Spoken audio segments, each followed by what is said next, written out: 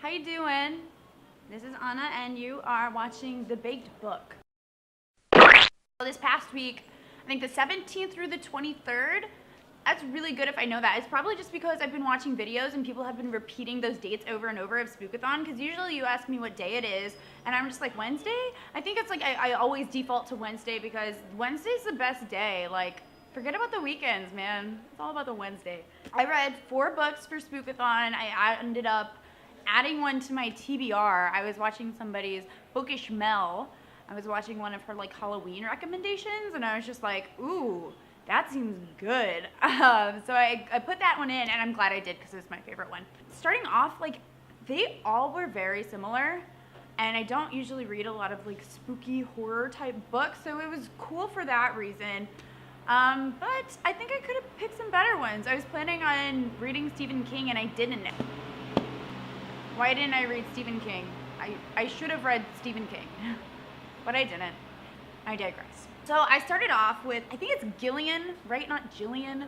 Anyway, Lady Flynn of Gone Girl. I read Sharp Objects, and this one was creepy. CSI, like kind of like Law and Order, SVU, and I've never been like such a fan of those kind of shows because she's, we start out with Camille. Hey, that's not even a scary name. Camille is like an investigative reporter and she goes back to her hometown, investigative journalism on some murders that are happening. Turns out it hits a lot closer to home than she was expecting.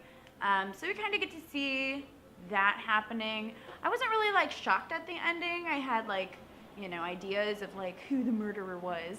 But I think the creepiest part itself is Camille, because she is a very destructive person, and like this like little bleep, it says she's fresh from a brief stay at a psych hospital. So she has like, she's a very complicated person and she has a lot of issues that have left their physical mark on her. Guess what it is? Look at the title. But I thought that part was like probably the creepiest. I think I gave this one 3 stars. I wasn't like super excited about it, but it wasn't bad and I read it pretty quickly, and it was like engaging enough, but it could have been better. The Telling by Alexandra Sirowry. I was pretty disappointed in this one. If you watched like my TBR video, I wasn't really like excited about this to begin with, but I went for it and it just didn't work. I guess it could have worked for me, but there was just some like parts that it was just pretty bad. A lot of plot holes. I didn't care about any of the characters.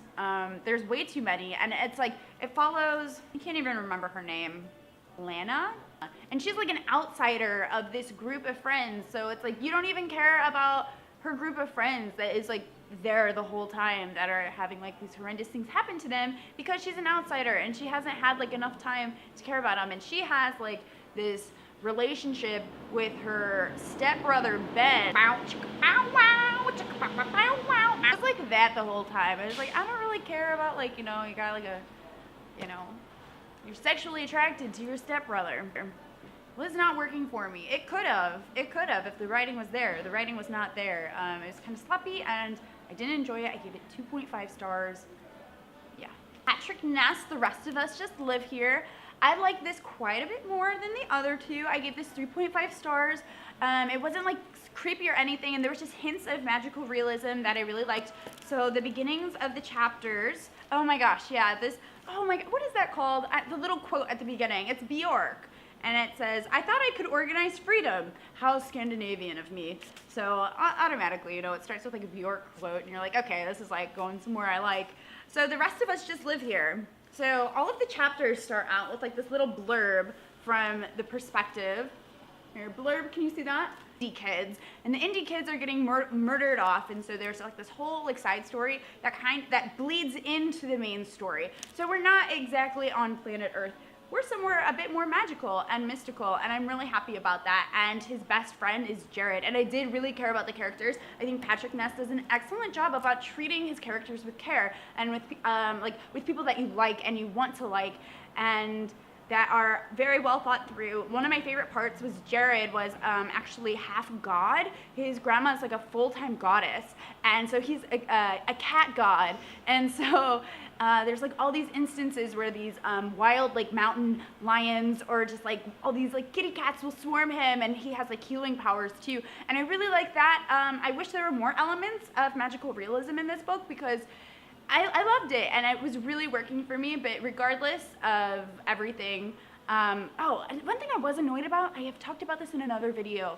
His mom was a senator again. Why are all these YA kids, why are their moms senators? Why are their dads senators? There's not that many senators in the world. I don't know. It's just like, I don't know. That part of it, I wish that, you know, we're always in like this class of like this like upper class or like upper middle class, and I really like, you know, to like break through the class on the young adult fiction because they're all kind of like the same white characters. Anyway, maybe it's what I read. I've also been thinking about reading some urban fiction because the library I have here in New Orleans has like a huge like urban fiction section, and I figure some of it's really good. And I want to start reading that because it's like, I can only complain so much if I'm reading like the same damn shit all the time. Enjoyed the world, very unique world, and I really enjoyed this book. 3.5 stars. Oh wait, I just finished this like an hour ago, so it's technically like a day after Divorce-a-thon, but I started it yesterday, but I finished it today, and I knew I really wanted to finish it. Ooh yeah, let's get that light on it, on that pentagram. Let's get that light on that pentagram. So this is The Merciless, and this is by Danielle Vega, and this is not for everybody. This is for like a very specific type of person. Mean Girls Ghost Slasher. Some of the beginning parts, it was very similar. Like even the dialogue was like very similar to Mean Girls, but like I didn't mind because I love Mean Girls.